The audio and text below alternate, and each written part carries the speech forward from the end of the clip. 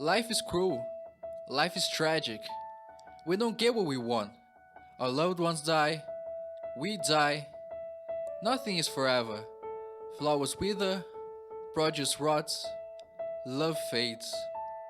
It begs the question, what is the point of living? What is the meaning of life? And it's hard to give a concrete answer.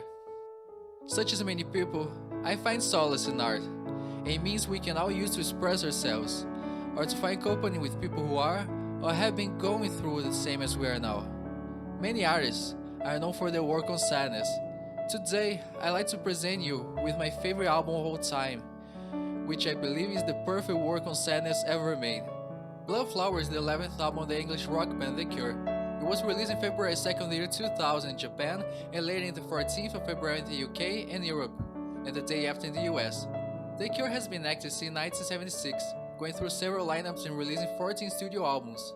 The latest, Songs of a Lost World, was released on November 1st, 2024. The Cure became well known and successful for their gothic aesthetics, melancholic post-punk, bittersweet lyrics, and whimsical new wave. Their peak commercial success was reached with their albums Disintegration in 1989 and Wish in 1992. Both are regarded as their best work and both contain their most popular singles, the former with Lovesong, Picture of You and Lullaby, and the latter with High and Friday I'm in Love. The Cure is led by Robert Smith, the lead singer and songwriter of the band. Smith is the only founding member current in the band. He is adored by many and has inspired many artists for his style and personality. I personally love him a lot, and seeing him being himself brings me a lot of joy. To this day, he still wears his hair and makeup in his gothic manner. He has had his fair share of sad moments, but he has accomplished his dreams. He married his cool sweetheart Mary Poole and is a successful musician.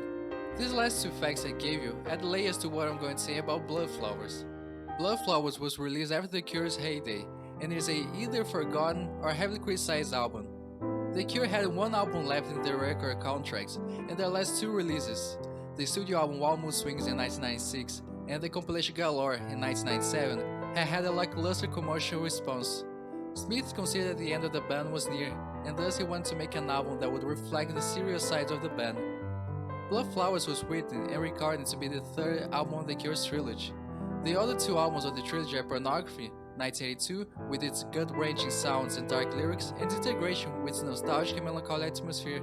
Blood Flower starts with the song Out of This World, which is about the shortness of moments and how we can never go back to them. A nostalgia of the present that instead of feeling it in the future, we feel it right now, and we wonder if we will really remember what we are feeling.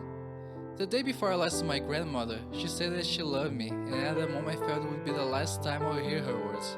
The next day, turned out I wasn't wrong. The following track, Watching Me Fall, is about wasting your life in cycles of lust and addiction to the point where you start dissociating and becomes a witness to what your body will do or what will be done to it. It is the most energetic and nerve-wracking song of the album. The third track, Where the Birds Always Sing, is about the inevitable cynicism of growing older and how we want things beyond life. Its verse affirms the nature of the world as being absurd, thus not being capable of either being fair nor unfair, and its choruses talk about how we want everything, a world where the sun always shines, the birds always sing, ending with another world where nothing ever dies. Maybe Someday was the promotional single of the album. The track is rather energetic and was really contemplating the disbanding of The Cure. This song is anxious and shows Smith express his desire to give up. He talks about the last day of the band that he presumes has come, and as we get from the lyrics, it is a day that comes and goes. During the bridge, he questions if the outcome would be different if he were to have another chance. I interpret the last day of summer as a metaphor for depression and pessimism. Winter is often associated with sadness, gloom, and depression, while summer is associated with fun and happiness. The track laments the lack of novelty in one's life, and how everything that he has had and everything he has believed now gone. The last day of summer never felt so cold. A personal favorite of mine, and the saddest of this Earth musical, There Is No If. It tells the inevitable truth of death through the lens of innocence. It talks about a couple that does not seem to be rhythmically aligned with each other, shown by one of the lovers never listening to the other's confession of love for the first time. The second time he confesses, the lover smiles and kisses him. She swears that if he dies, so does she, but this promise ends. when they understand that there is no if, just and. He dies, and so does she. The loudest sound is the most innocent romantic of the album, the only one that isn't about a truth that breaks our hearts. The song follows a couple that doesn't exchange one word with each other. They just sit side by side in silence, in love with each other.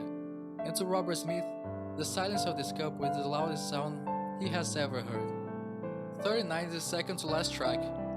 Robert wrote it on his 39th birthday. It is about his losing desire to write and tour with The Cure, and this desire is compared to a fire that Smith has spent half his life feeding, but that now is almost out. Bloodflower ends with this title track. It tells a conversation of an optimist and a pessimist. The former claim that this dream never ends, this feeling never goes, this world never stops, and these flowers will never fade. And the latter affirming the opposite, these flowers will always die. Between him and this person, Smith expressed his doubts about love, trust, and the world. Who to trust, how to think, what to believe, who to choose, how to feel, what to do. The song ends with, never fade, never die. You give me flowers of love. Always fade, always die. I let fall flowers of blood. To love and to be loved requires you to be open and vulnerable. To be open and vulnerable, you ought to have the courage to let your guard down. This album is a meditation on the cruelness of life. It is constantly reminding us of the frailty of it, and how we cannot avoid death. It is funny how a lad who was lucky with love and music wrote such a sad album that you would think his love life was very unsuccessful. Within the cruelty of life, we can find the beauty of it, and I find Bloodflower is the most beautiful album ever. Thank you for watching this video, see you later.